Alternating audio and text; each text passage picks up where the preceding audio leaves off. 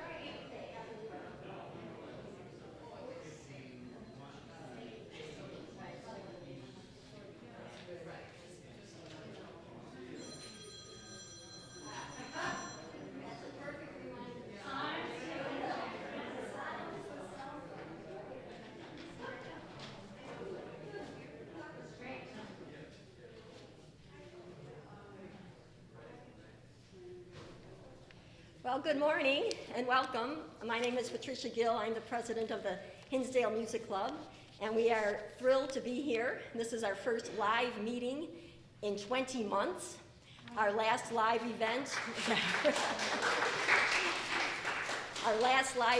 was in February of 2020 when we had our student festival.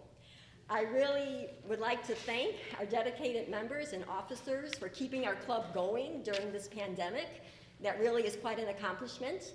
We were able to continue with online, interesting virtual meetings and wonderful virtual events. We did have a 2021 student festival as well. And we had a fun music trivia in May, and our winner was Elizabeth Quaintance, and she gets a belated prize.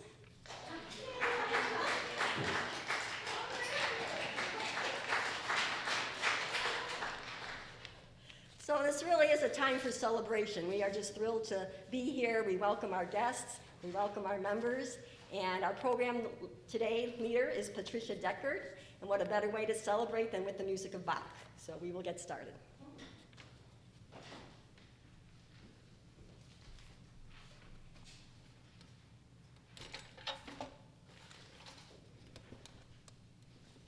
I'm so excited to be here sharing all this. It's great. My introduction to Johann Sebastian Bach occurred as a freshman in college when I took music appreciation. At that point, music appreciation was taught by, they'd play on the record player something and you'd listen to it and learn all about it. And then you took it home and somehow you listened to this, all the different composers as much as you could before the exam. And in the exam, they had the record player and they would just drop the needle. And your job was to identify, on your paper, identify what it was you were hearing. And so that, otherwise I had grown up on pop music in my family. Name a Broadway tune, I knew it. And so the first thing that we studied in that class was Bach's dance music. And in fact, the dance suite. Listening for the counterpoint, the fugues. A fugue is like a round of row your boat. The same thing, entering a bunch of times. And rhythms, so that we identified Bach's style.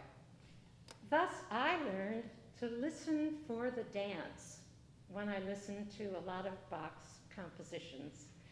And it always would give me a sense of urgency and energy about Bach because of the feeling of dance. I don't know what my roommates at that time thought as I danced around our bedroom, but it was great fun learning about Bach.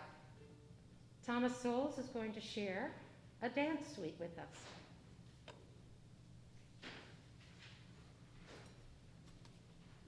He's going to talk. Okay. I'll just introduce briefly. I'm not sure you're going to dance. I wasn't even quite thinking that way. But I want to say two things about the extracts of the first French suite I'm going to play.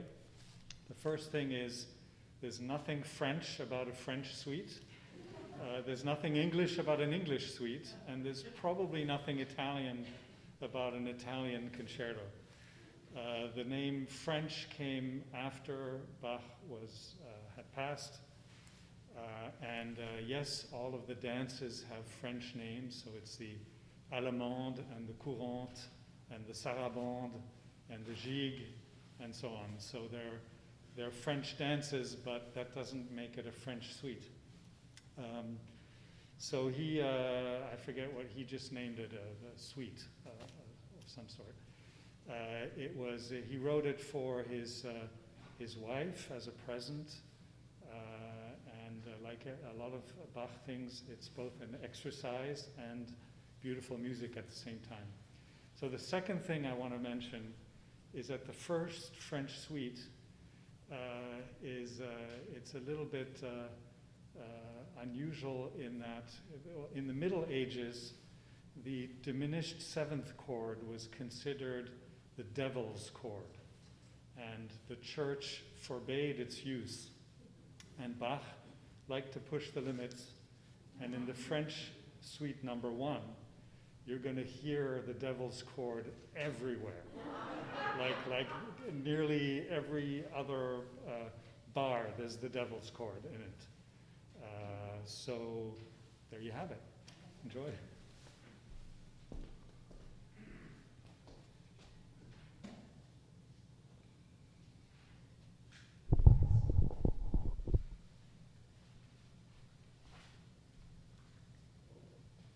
Wondering what the devil's chord sounds like.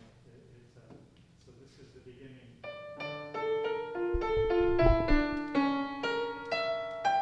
There it is.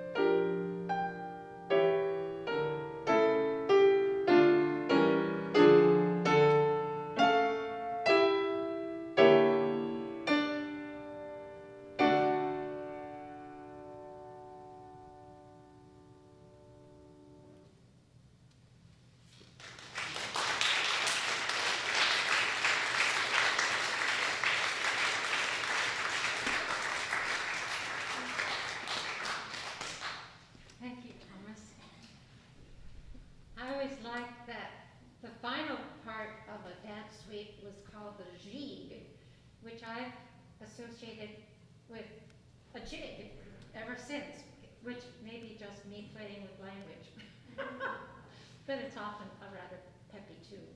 Also, I took a class in Baroque dance when I was living in Manhattan. And they reminded us that the women had dresses on like this. But so you really couldn't do too much. So as we listen to these dances, you can imagine them sort of slow. Anyway, next we are going to hear a cello suite, part of a cello suite, played on viola. And there's a wonderful quote that I found by Glenn Gould, the famous pianist of Bach. And he said, I don't think Bach gave a hoot what the sonority of his stuff was, or who was playing it, but he really was a fanatic about his form, you know, of what was played. But he didn't really care about who played it. And Glenn Gould then added, his favorite rendition of Bach is the Art of the Fugue played by saxophones. So, as we see, many, many times Bach does get changed for different instruments, and we get a taste of that today by Colleen.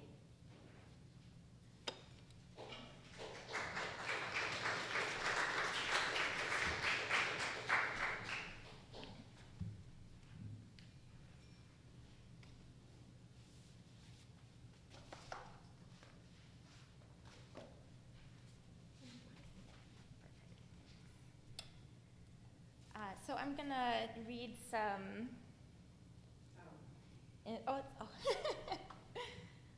Thank you. So I'm just gonna read a little snippet from the Vancouver Recital Society notes on the Bach Cello Suite No. 2. So the instrumental suite with its predictable allemande, courante, sarabande, gigue sequence of dances and its unpredictable addition of various gallantries like minuets, bourrées, and gavottes was a staple of the Baroque. Arising from neither of the period's two great wellsprings of musical emotion, which were religious piety and operatic bombast, the subtext of the suite was social gaiety in an intimate setting, like this one. But not just any setting. This was the music that housewives of the Baroque era's rising middle class heard in their head as they reached for Hello Magazine or Majesty in the checkout line at the local fishmongers. The opening prelude is homogeneous in its texture of running 16th notes, from which a recurring habit of pausing in the second beat of the bar stands out as a distinctly sarabande-like feature. Its opening arpeggio, spelling out the D minor triad, sets out a pattern of similar arpeggiated approaches to the second beat pause that will pervade the movement as a whole, building tension in waves of melodic and harmonic sequences that seek ever higher ground. And the reason I love Bach, I'll start with my introduction, which was the cello suites in the Suzuki books, I think, in high school. And this particular prelude I prepared for my junior or senior recital in college at ISU as a music education and viola performance major. I always had a taste for the minor key signature. I enjoyed it. And now as an adult, I think maybe my brain was preparing me for the sorrows of life and finding comfort in music that spoke to those difficult times. On February 1st of 2020, I lost my baby at 16 weeks pregnancy. And that was a hard time for me and my family. I have two older daughters. They're acquainted with sorrow earlier than I was. And then just a month and a half ago, a friend of mine lost her baby at 28 weeks pregnancy. And so bringing back something that I was already acquainted with, this music, just kind of coincided with bringing back those feelings of grief. We all know that when we hear of a friend who goes through a similar grief or trauma that we have, it refreshes those memories and those feelings. And so having this piece of music to provide comfort that words can't, it's just been such a blessing to be able to prepare this for today.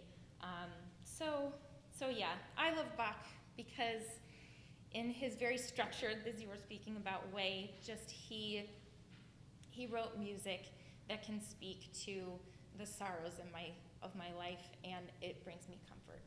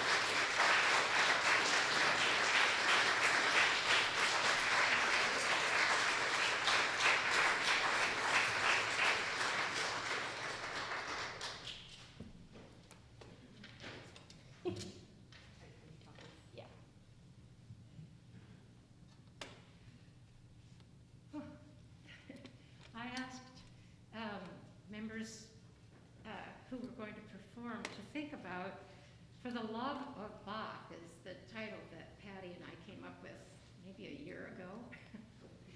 And, what is it that personally attracts each of us to Bach? And so she was responding with that. I'd like to take a moment to give you biographical information about this man, things I didn't know at all. And so if you're already an expert, you can take a nap. But Bach was born in 1685. Actually, 1 month after Handel was born in 1685, and they were born in little bitty towns that were only maybe 100 miles apart. They never met each other. They tried a couple of times, but there was a no-show or whatever. But that's when he was born. He was the youngest of 8 children, born to Ambrosius and Maria Elisabetta Bach. His father was a violinist.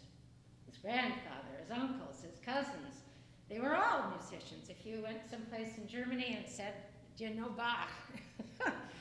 More than likely, if you were in musical circles, you'd meet one of them. They were just everywhere. They were, so it's a wonderful world into which he was born. Unfortunately, Bach's parents, both of them, passed away when he was 10 years old. I never knew that. And he went to live he also had a brother, Jacob, and they went to live with their older brother, Christoph. And Christoph was 14 years older, and so he had a home of his own and was starting a family, and he was an organist, and so he could help continue the education that certainly began in this household of musicians. And so the development of Bach and his organ playing really was begun to be nourished. And just a sec.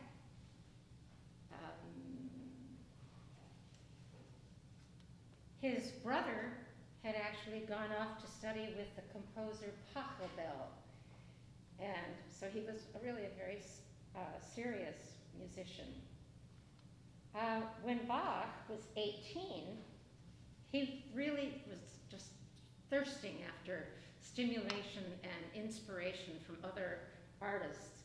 He walked, evidently, 200 miles to the town where Buxtehude, another contemporary composer, was living, and so that he could study with him, perhaps be allowed to copy some of the music, and so his education just continued and continued. And I was thinking that's what students do today. When they hear of a wonderful teacher, be that a great voice teacher, a violin, a piano, we flock to wherever that person may be. Now, we can actually do it online in class, to work with a teacher and not have to walk 200 miles to get there. Don't know what that was. He began to be hired everywhere as an organist. Little town here, little town there, and be paid. He left living with his brother when he was about 14 or 15 years old. And his organ expertise was already recognized, and he was beginning to be paid for it. When he was 23, he married Maria Barbara Bach. She was his second cousin. She had already been widowed twice before the age of 23 when she married Bach. They eventually moved to the town of Weimar, where Bach was the court organist and later was promoted to being the concertmaster. His employer, he lived in Weimar, went away, played, studied, came back, his employer was Duke Wilhelm. And he was happy, he was composing, he was playing, but with a growing family, he was always looking for a better paying job. And he heard about one in another town called Quaintance. And he was really wanted to go to there and take that job. Duke Wilhelm didn't think this was a great idea, because what Bach said, just take me out of my contract and I'm off. And in fact, Bach did take off without the Duke's permission. Duke didn't like this. Duke threw Bach in jail. And he spent 4 weeks in jail, and depending on who I was reading, they said, oh, he wrote the well-tempered clavier there, or oh, he wrote the Orgelbuchlein there. I don't know what he did while he was in jail, but it was fortunately only 4 weeks. And he went right on to his new job, which he loved. He loved being there. He was then able to work for, just a minute, a prince, Prince Leopold. And in a print, he was hired in order to write chamber music and orchestral music. And not being hired just by the church, this is where he wrote a great deal of his secular music, suites for the cello, sonatas, partitas for solo violin, the Brandenburg concertos. He liked to play viola because he liked being in the middle of the harmony. And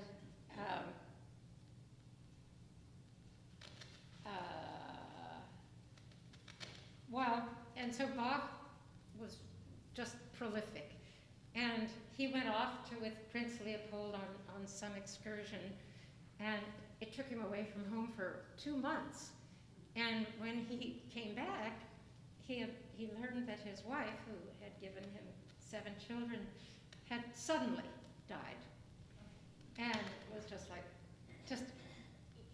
back in those days, life and death was a little more, I don't know, complex than today when we have more medicine to help us survive.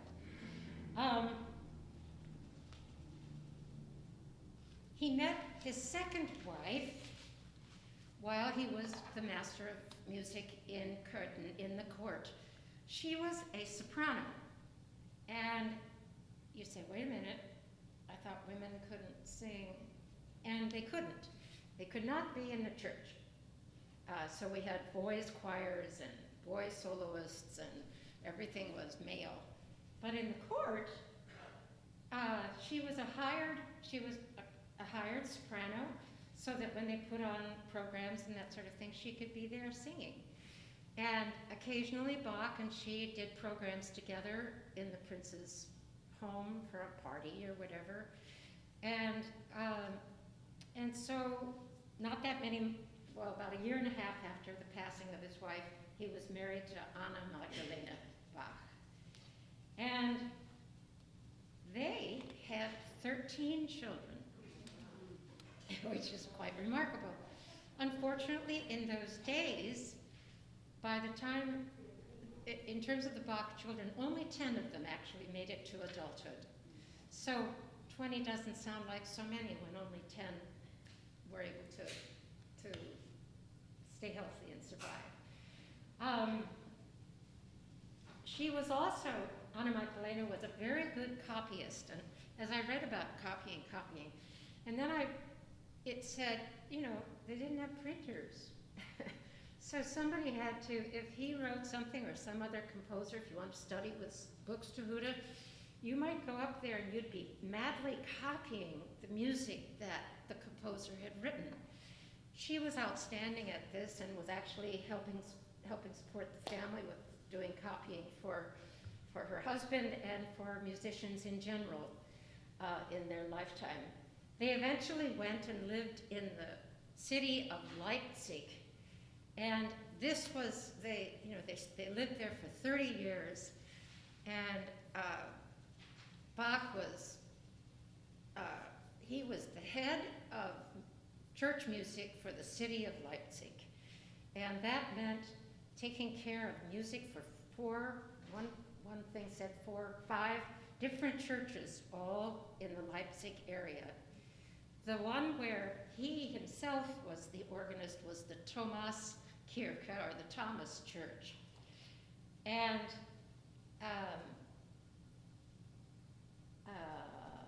so he was pretty darn busy, but very happy to have 30 years in one town. That, in fact, that is where he passed away. When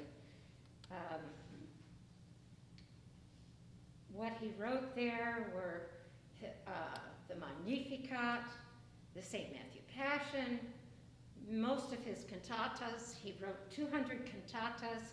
200 survive today, but many have been lost. He wrote 50 secular cantatas, like the coffee cantata and various things that weren't always religious. And 40 chorale cantatas, one of which we're going to have selections from today. And he began in 1733 the Bach B minor Mass, but he didn't really complete the Bach B minor Mass until the year before his death. Like many composers, he would take things he had written before and start creating something new with it. So he started a small missa in 1733, but the Mass, as we know it, in the length that we know it, hadn't reached that size until near his death. And supposedly Bach never actually got to hear the Bach B minor Mass that we enjoy so much because he had just finished it and he was getting pretty sick. At the end of his life, he was actually a very healthy man, but he had terrible, terrible eyesight, as did Handel. And so his wife was, he may have even been dictating music to her. He decided, well, maybe surgery will help. And otherwise he was just fine. And he had perhaps cataracts, he might have had glaucoma, it's not precise. He had one surgery, didn't work. Had another surgery 2 or 3 weeks later, didn't work. And it in fact left him completely blind. And then 4 months later, from complications of the surgery, he died. And so his children went on to continue his wonderful musical inspiration. Probably the best known one is Carl Philipp Emanuel Bach, better known as CPE Bach. And he was very significant in the sense that he was the bridge between the Baroque period of music and the coming classical period of music. And Mozart talked about CPE Bach and said, he was like the father and we're his children in terms of the development of a new kind of music. And that's all I have to say for now. And I'd love to introduce, who's next? Michael. This is I'm going to let him talk. I'm going to walk up front to start this, but first I'd like to say a little bit about the organ, and specifically that organ. It is a Baroque organ. It doesn't need to be fixed. Oh. It's the thing that makes it Baroque are several things. The stops that are on it are stops that Bach would have had on the organs he played. And the Baroque period is when the organ really reached its peak in its place in the musical world. And everything in the action, in other words, what makes it play, is mechanical. Obviously, there was no electricity then.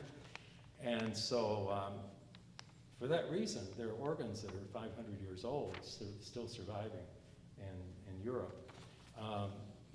There is nothing to wear out in a pipe. The air blows through it. There's no moving part that isn't air. And so as long as the mechanical part is kept in repair, it's possible for them to last forever. The only thing electric in that organ is a blower. We don't have to hire choir boys to come and pump when the organist wants to practice, and I'm glad for that. Of course, with the invention of electricity in the late 19th, early 20th century, organs changed radically, because then they could do all kinds of things that they couldn't do. With the mechanical action, the organ pipes and the keyboard all have to be in one place, connected. With electricity, you can have the console in one place and the pipes in another, and all kinds of things like that. Anyway, this organ was put in 1994. The builder is Martin Ott, who currently lives in St. Louis, but grew up in the organ building world of his uncle, Paul Ott, in Germany. So this is a totally German organ, really. I mean, the wood came from the US, but I think maybe, and some of the pipes, but even the blower he got from Germany. So you're getting fairly authentic Baroque organ sounds here. The organ in the churches in Europe was usually in the back balcony, and the main reason for that is that's where the sound projected best. So having it in the back is appropriate. That's enough about that. I want to talk a bit about chorales. Chorales were the Lutheran hymns, and really the foundation of most music in Lutheran worship. And the congregations knew those chorales inside and out. So organists rarely just played through one the way we tend to do, before the congregation sings. It was and still is a tradition to improvise on the introduction. And so all these chorales to those congregations would be like, oh, there's Amazing Grace again. I mean, they really would recognize them. So what I'm playing is 5 chorale preludes, meaning preludes that Bach wrote, and it could very well be that these were improvisations that he later wrote down, that he would have used to introduce some of these hymns. The collection called Orgelbuchlein means literally little organ book. Bach started it and actually did a plan to have 126 chorale preludes. He only finished 45 of them, but they're in a very specific order, starting with Advent, Christmas, Epiphany, Easter, or Lent, Easter, Pentecost, etc., etc. And then the last several that he didn't finish were more for the general church year. The first one I'm playing is out of the sequence. It's later on. It is based on Es ist das Heil uns kommen here, which is the chorale that the cantata is based on that you'll hear at the end. Then the next 4 are from the Advent, Christmas, Lent, and Easter sections in that order. And I chose to do this group of 4 pieces for several reasons, one of which it shows off different sounds the organ makes instead of like a prelude that just uses the same sound all the way through. So you get pretty much a good variety of loud, soft, and in the middle. A tout clavier pedal means played on 2 manuals and pedal. That's the indication that Bach gave that the one voice would be a melody line and the other an accompaniment. If you don't have that designation, then everything's played on 1 manual. I think that's all you need to know. So here we go. Es ist das Heil, and then, which is from the section about salvation through faith, and then Advent, Christmas, Lent, Easter.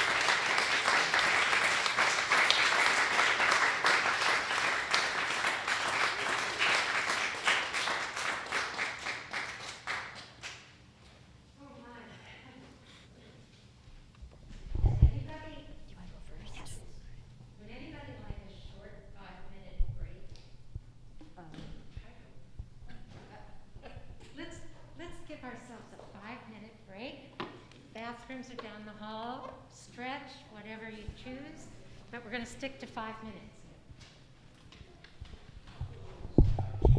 So, do you think we should use the mic for the singers? Is that for the singers? Yeah, leave it there. Ask Pat, I think. Okay, because Stephen's back there. Did you?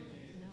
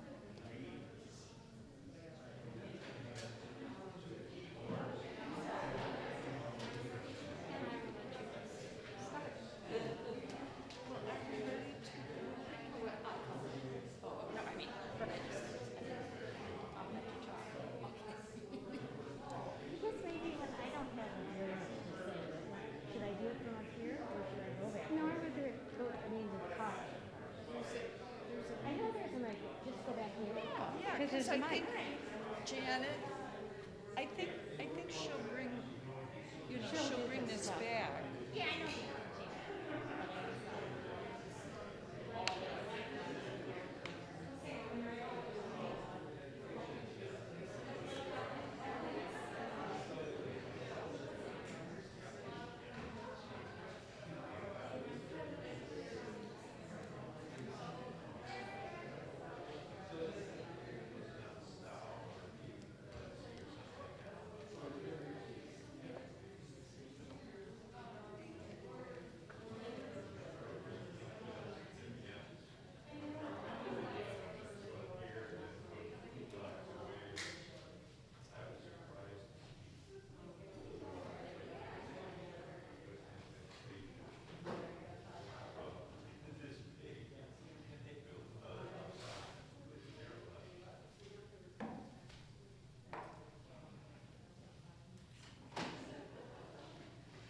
think people have pretty much come back, and if they straggle in, that's fine.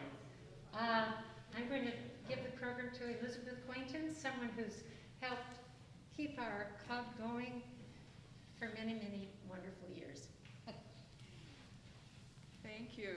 Thank you, Pat.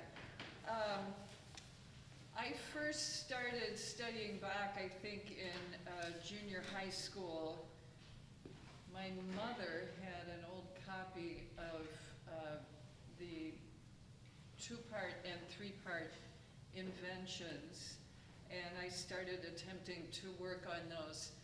But I really became enamored with Bach a year or two later when my great aunt gave me a recording, an LP of Glenn Gould playing the French suites and the Italian concerto, and I just listened to that for hours and hours. Here in this edition by Willard Palmer, they present a facsimile of the title page in Bach's own handwriting, and it says, this is of the two-part inventions, it says, sincere instruction in which lovers of keyboard music, and especially those desiring to learn to play, are shown a clear way not only to learn to play cleanly in two parts, but also, after further progress, to proceed correctly and well with three obbligato parts, and at the same time not only to compose good inventions, but to develop them well, but most of all to achieve a cantabile style in playing and to acquire a taste for the elements of composition.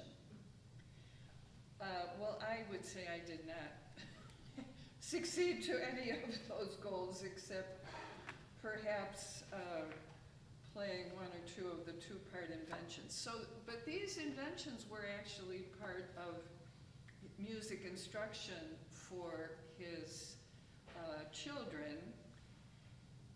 And it says in another note here, the first versions of the inventions are believed to have been composed at Wilhelm Friedmann's lessons. So that's amazing to me, that a piano lesson would consist of composing an invention. Oh, by the way, this is the invention in B flat major, but it should be number 14.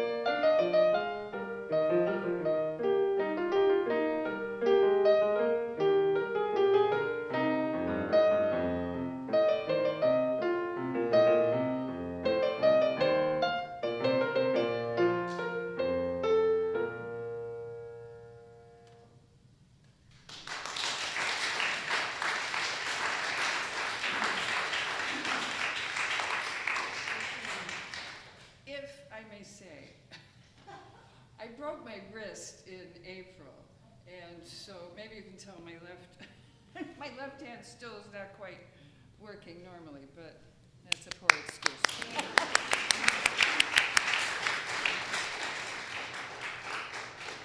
Are you going to talk?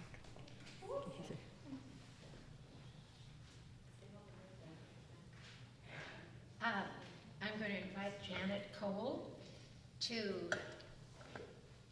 tell us a little bit about her song.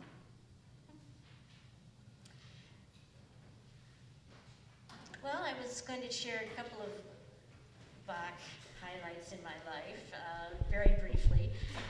One, it was very long ago, 30 plus years ago, I had the opportunity to sing in this choir, the St. Matthew Passion with the Waukegan Symphony Chorus. And details of this experience have faded quite a bit, but I do remember it as being, really big undertaking, a lot of hard work, and then the excitement of the day that we had the performance.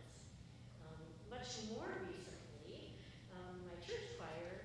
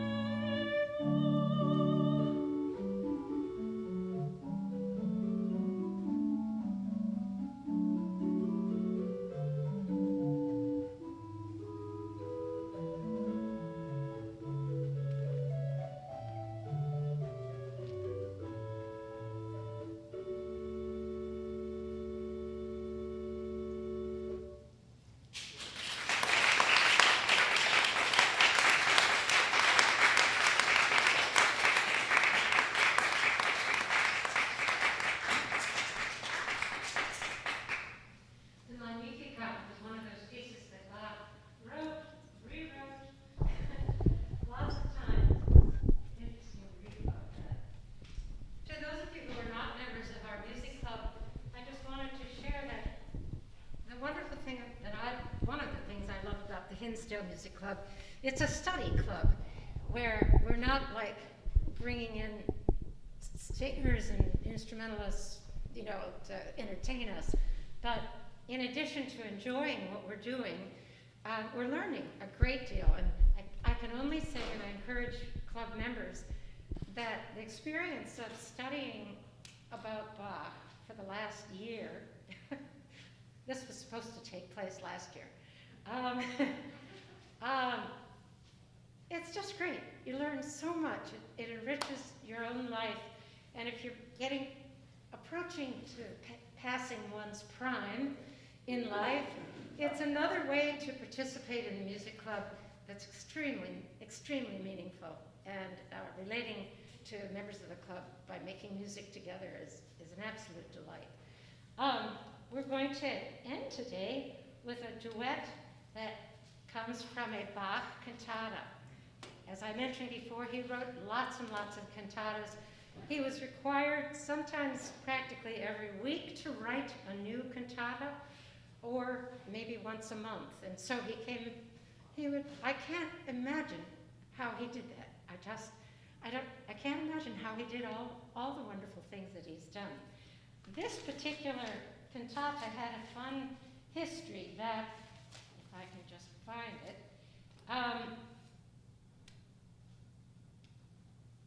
Martin Luther, long before Bach was born, in 1524, was riding up in his loft and heard a singer out in the street singing a Lutheran hymn.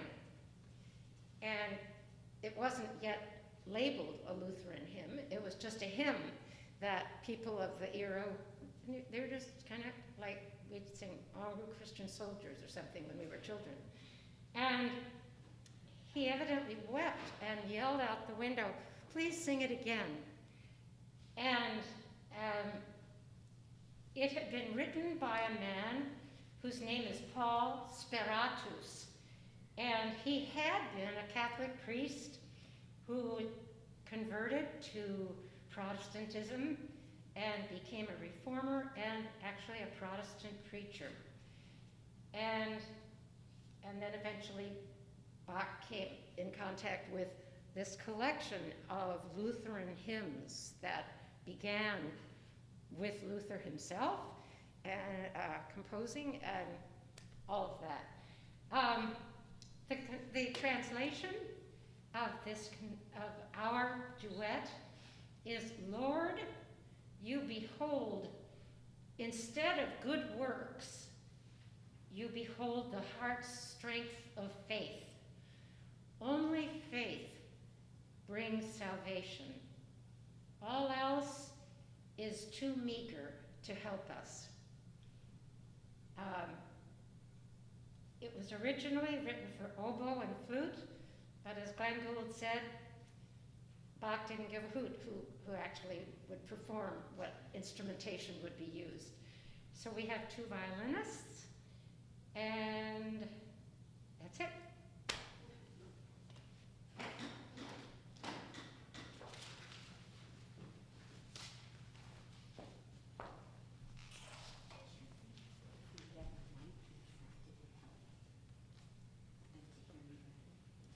Why don't we leave it sort of over there, sort of well-centered? Ooh, not right on me. Where would you like it? I'm thinking that.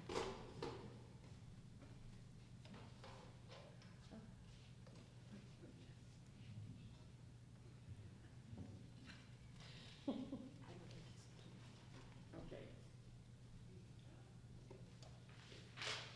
Oh, we decided if you're pretty far away from us that you're safe for just a few minutes.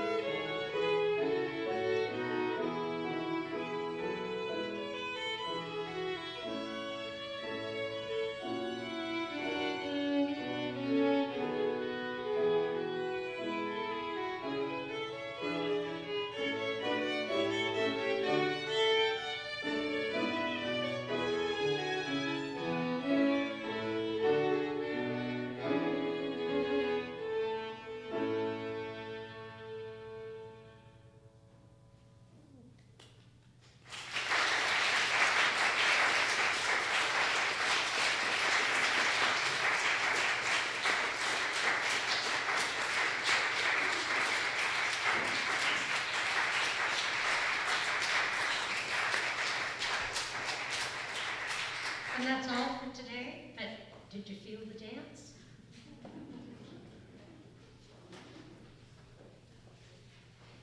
Well, thank you all again for joining us today. We have many guests, so we greatly appreciate seeing you. Our next program for Hinsdale Music Club is Wednesday, November 10th. It is a combined meeting with Western Springs Music Club. That will also be here at the church, but in the sanctuary. It is a World War I musician and music theme in honor of not November 11th, the following day being Armistice Day. So from our club, I will be performing. I'm the program leader for that program. And Daniel Ziesemer, violinist, will be performing. Eleanor DePaula, pianist, will be playing. And Jane Lawrence, and a new member, will be reading some of those great poems from World War I, which is really a treasure as well. So we hope to see you again. We are on Facebook, so please check out Hinsdale Music Club on Facebook. We have little cards as a reminder. And once again, thank you